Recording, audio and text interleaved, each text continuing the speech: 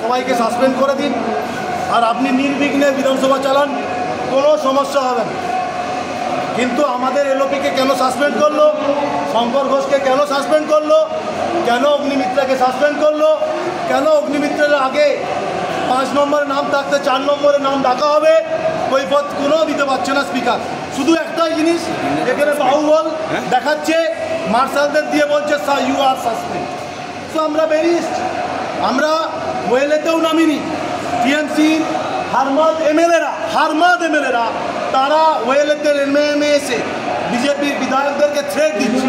বিজেপির বিধায়করা ওখানে এখনো স্টিল নাও তারা দাঁড়িয়ে আছে, স্লোগান করছে, একটাই স্লোগান, চোর চোর মমতা চোর, চোর চোর পিসি ভাইপো চোর।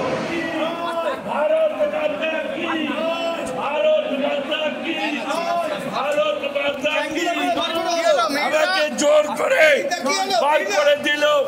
তার কারণ আমি প্রতিবাদ করেছিলাম যে মেয়র ফিরহাদ হাকিমকে স্পিকার মাইক এলাও করেছে স্লোগান দেওয়ার জন্য।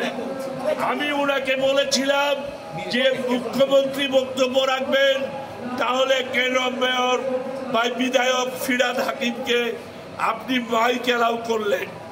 তিনি তার আমার কথা শুনলেন না, তার পরিবর্তে আমাকে গায়ের জোরে এই বিধানসভা থেকে বসে